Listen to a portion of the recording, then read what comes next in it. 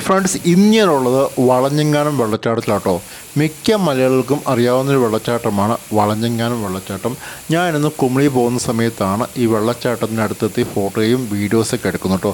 ഞാൻ സ്ഥിരമായി ഇതിലെ പോകാറുണ്ട്, പക്ഷേ ഈ ജൂൺ മാസം പോകുമ്പോഴുള്ളൂ കുറച്ചും കൂടെ പ്രത്യേകതയുണ്ട്. ആ പ്രത്യേകതയാണ് ഞാൻ നിങ്ങളെ കാണിക്കാൻ പോകുന്നത്. നല്ല മനോഹരമായ വെള്ളച്ചാട്ടം കേട്ടോ. ഞാൻ ശരിക്കും എൻ്റെ ഒരു ക്ലോസ് വ്യൂ എടുക്കാം. വളഞ്ഞെങ്ങാനം വെള്ളച്ചാട്ടം എന്ന് പറയുമ്പോഴത്തേക്കും നമ്മൾ ചാർലി സിനിമയിലൊക്കെ നിങ്ങൾ കണ്ടിട്ടുണ്ടാവും. ഇതിൻ്റെ ക്ലോസ് വ്യൂ ആട്ടോ നിങ്ങൾ കാണിക്കുന്നത്. ഇത് സ്ഥിതി ചെയ്തത് നമ്മുടെ കുട്ടിക്കാനത്തിന് അടുത്താട്ടോ. കുട്ടിക്കാനത്തിന് ഏകദേശം 5 കിലോമീറ്ററാണ്. അതുപോലെ മുറിഞ്ഞപുഴയിൽ നിന്ന് 1 കിലോമീറ്ററുമാണ് ഈ ഒരു വെള്ളച്ചാട്ടത്തിലേക്കുള്ളൂ കേട്ടോ.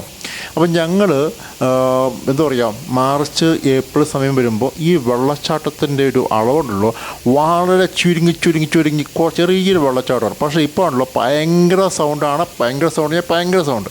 അപ്പോൾ ഞങ്ങൾ പോകുന്നത് ഒരു വെള്ളിയാഴ്ച കേട്ടോ. വെള്ളിയാഴ്ച അത്യാവശ്യം കുറച്ചധികം എന്താ പറയുക സഞ്ചാരികളുണ്ട്. അപ്പോൾ നമുക്ക് വണ്ടി പാർക്ക് ചെയ്യാനുള്ള ഒരു സ്പേസും ഉണ്ട് കേട്ടോ. ഇതിനവിടെ ഇഷ്ടംപോലെ കുരങ്ങന്മാരുണ്ട്. അപ്പോൾ ഞാൻ നോക്കുമ്പോഴത്തേക്കും ഒരു വണ്ടി നിറയെ കുരങ്ങന്മാരാണ്.